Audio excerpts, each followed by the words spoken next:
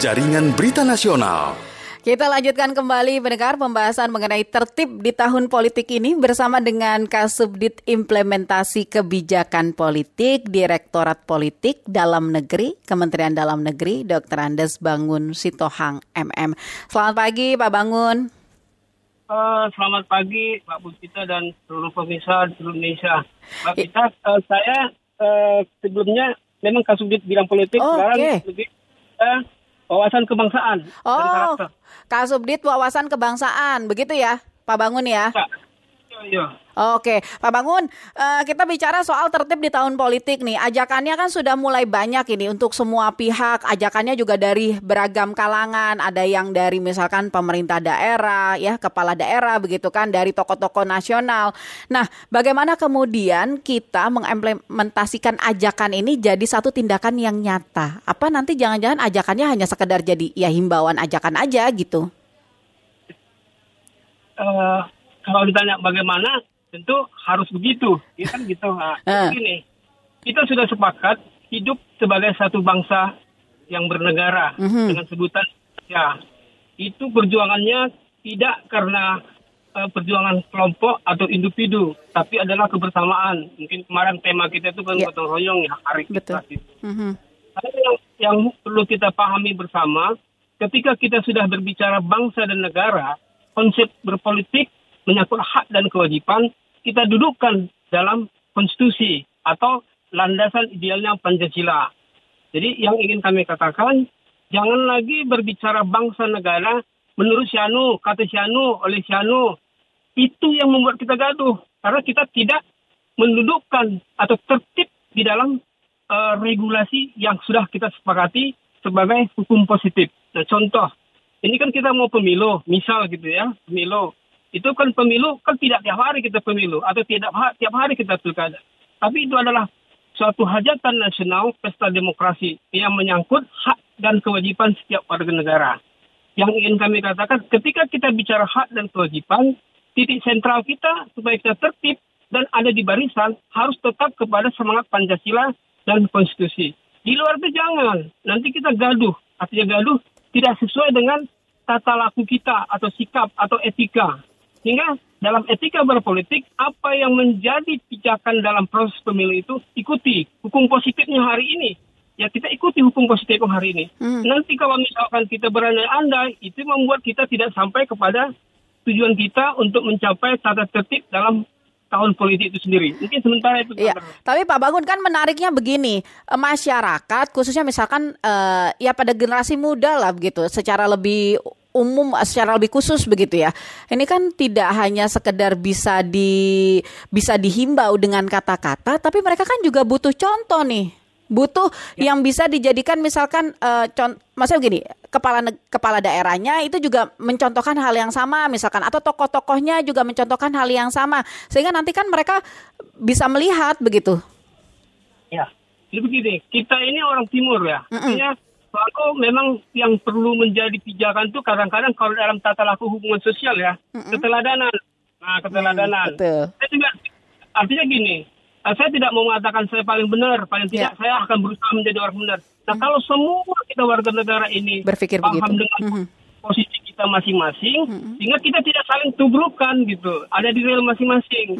Nah, saya pernah ucapkan di dalam Sapa Pagi juga pada tahun-tahun yang kemarin, bahwasanya apapun akan kita hadapi di 2045 itu adalah 60% generasi Z dan milenial. Kalau saya tidak salah, sensus penduduk tahun 2020, milenial itu ada kurang lebih 15%.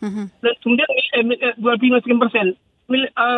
Generasi Z lebih banyak lagi, 27 sekian. Jadi hampir 60%. Artinya, kalau dalam proses pendidikan, ya pendidikan itu kan tidak berakhir. Sekarang kita ngomong sekarang, besok langsung jadi, enggak. Dia itu ada fase pancarobanya. Saya ulang lagi kembali, 08 itu hanya bagaimana Dr. Rajiman yang cikal bakal Britoma itu mengatakan bangsa yang cerdas itu punya wawasan, banyak wawasan, sehingga tidak mudah dia domba. Karena kita tahu ketika 08 itu orang ada yang dia happy dengan di dunia gabung dengan penjajah dan sebagainya, dia punya kepentingan selamat. tapi dia lupa tujuannya apa untuk merdeka. Nah, itulah dibangun kebangkitan nasional. Supaya kita belajar sejarah dulu. Nah, setelah ada semangat kebangkitan itu, dia akan mau ngapain kita ini setelah bersatu? Yaitu untuk mencapai menjadi satu rumpun Indonesia. Itulah Sumpah Pemuda. Kita bersumpah sebagai satu Indonesia, satu tanah air, dan satu bahasa. Mau ngapain gitu? Kok kita masih bercokol di situ? Ini pancaroba 20 tahun loh, 08 ke 28. Nah, 20 tahun kemudian muncullah 45. Gelora untuk kita patriotisme. Patriotisme itu ketika 45 adalah untuk kemerdekaan kebangsaan. Nah, tidak kita lihat masih ada sementara pihak patriotisme itu diartikan untuk kepentingan sukunya, kelompoknya, golongan dan sebagainya. Bukan. Berbicara patriotisme adalah patriotisme untuk membela kesatuan bangsa, menjadi bangsa Indonesia. Itu di sila ketiga. Nah, yang lebih konkretnya, nanti setelah tahun 2020 ke 2045, itu kan hampir 20 tahunan ya, Mbak Bita ya. Yeah. Bagaimana kita merawat ini? Itulah yang kata Dr. Radiman, kita perkuat wawasan kebangsaan. Wawasan kebangsaan itu konsepnya 4. Satu itu Pancasila, nilai Pancasila. Kemudian norma dalam Undang-Undang 45. Kemudian konsep kehubungan masyarakatnya, Bhinneka Tunggal Ika, dan konsep teritorial, yaitu NKRI. 4. NPR selalu, bahkan Kemendagri selalu mengeluarkan ini ke daerah, namanya 4 konsensus. Oke. Nah, perlu kita camkan. Pak Bangun, berarti kan yang lebih dulu harusnya ditanamkan ke masyarakat adalah tujuan kita menyelenggarakan pemilu, berpartisipasi dalam pesta demokrasi, begitu kan Pak Bangun ya? Sehingga nanti akan seiring tuh, sejalan begitu kan? Nah, jadi saya ingin ulangi. Memang berdemokrasi itu adalah hak asasi. Betul. Tapi yang ingin kita harus camkan baik-baik, setiap warga negara mempunyai hak dan kedudukan di depan hukum dan pemerintahan. Di pasal 28 tegas di situ, Mbak. Kalau Anda mau jadi orang kaya, jadi pengusaha, pakailah undang-undang PT. Kalau Anda ingin memberi solidaritas sosial kepada masyarakat luas, pakailah undang-undang yayasan. Itu hak bersikap loh. Yeah. Kalau Anda ingin leluasa dalam kehidupan dengan pemberdayaan masyarakat, pakailah undang-undang ormas. Nah, sekarang masuk kepada topik ini, tertib di bidang politik. Kalau Anda mau berpolitik, ya berpolitik dalam arti penyaluran hak politik loh. Masuklah partai politik. Nah, jangan nanti dia tokoh ormas. Dulu waktu saya di bidang politik, selalu berhadapan dengan masyarakat. Pak, saya ini tokoh masyarakat loh. Kenapa saya nggak jadi anggota DPR? Dia bilang gitu. Loh, konyol sekali. Berarti literasi politiknya kurang. Ya, harusnya masuk partai politik. Supaya Anda dicalonkan partai politik. Disitulah itu jalurnya. Nah, ketika orang tidak jalur, itulah ada orang dia ormas, demonya tapi demo politik. Turunkan ini terus salah gitu. Hal-hal yang seperti ini kalau dia tidak tertib di barisan, itulah namanya bisa membuat satu kegaduhan. Contoh konkret yang analog saya selalu bilang ini. Ketika Jakarta Bogor, kita naik kereta api dengan kereta api yang berbeda, tapi di rel yang berbeda, tapi sama-sama kita punya tujuan. Tapi tidak tabrakan, karena di relnya, rel yang sebelah kanan, dua double track itu. Nah, kalau dia satu rel yang sama, visi yang berbeda, tabrakan gitu. Hal-hal sederhana ini yang perlu kita pahami, ya kalau mau pesta santai-santai aja lah, artinya santai. Kalau nggak bidang kita, jangan kita campuri, nanti ngaco gitu. Kalau misalkan dia politikus, yes, Anda berbicara politikus. Tetapi kita undang Kemendagri dan DPR ketika itu dalam penyusunan undang-undang pemilu, tujuan mau jadi anggota DPR, DPD, mau jadi presiden, wakil presiden, dan mau jadi kepala daerah. Tujuannya cuma 4, Mbak. Situ coba nanti dibaca bisa di undang-undang itu. Jelas, 4 tujuan bernegara. Yaitu melindungi, memajukan, mencerdaskan, ikut dalam tertib dunia. 4 itu. Nah, itulah tidak sembarang mencerdaskan kehidupan bangsa. Mungkin ada latar belakang dari kebangkitan yang ditamkan oleh Dr. Radiman itu. Bangsa yang cerdas pasti memiliki banyak wawasan dan tidak mudah dia domba. Itu cikal bakal itu mungkin yang dilahirkan oleh BGU PKI dalam pembahasannya. Maka tanggal 1 Juni 45, disitulah Presiden Soekarno mencetuskan sebutan kata Pancasila.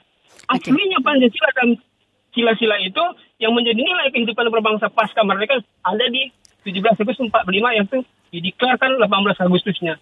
Sehingga kita kalau semua tahu, nggak gaduh gitu Mbak. Gaduh itu karena kita tahu sedikit banyak bicara. Pak Bangun, beginilah, pesta demokrasinya kan nanti di 2024 masih ada beberapa waktu menuju ke sana. Bagaimana agar perjalanan menuju ke pesta demokrasi kita ini tetap kondusif, tetap tertib begitu? Silakan.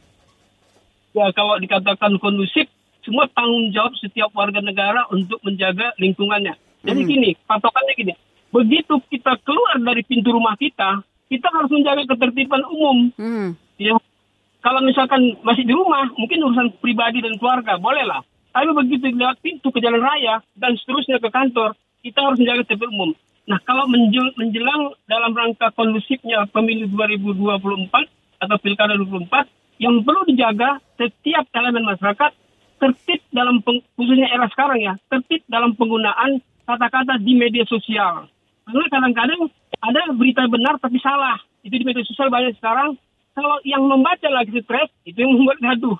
Komen-komen yang silah mengganggu ketertiban umum. Nah, kita ketahui memang 21 November itu pilkadanya. 14 Februari itu adalah untuk pemilunya. Harus dipahami bahwasanya kalau misalkan sudah kita menyangkut satu bangsa, kita harus kiri kanan saling menjaga. Caranya bagaimana menjaga ketertiban atau ketentraman umum tadi? Kalau misalkan kita sebagai guru, berilah didikan kepada anak didik kita untuk dalam rangka bagaimana bangsa ini akan ada pemilu dan sebagainya. Tapi tidak masuk ke kritiknya. Kalau dia sebagai birokrat, dia harus netral, harus berbicara sebagai pelayan publik. Jelaskan hal-hal yang perlu dipahami masyarakat melalui literasi. Kami di Kemendagri, ya Pak Mendagri, Pak Tito selalu menyarankan supaya kita selalu terbuka kepada masyarakat. Sekarang eranya terbuka, tidak ada yang tertutup. Saya bicara hari ini, mungkin di Amerika di mana orang mendengar semua begitu.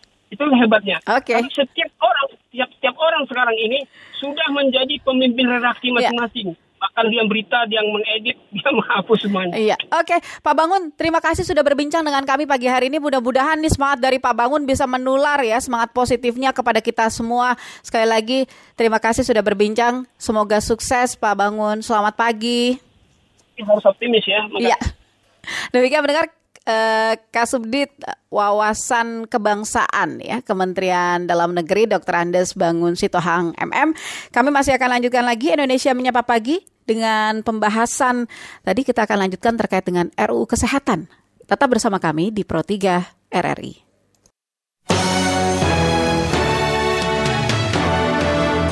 Pro 3 Jaringan Berita Nasional.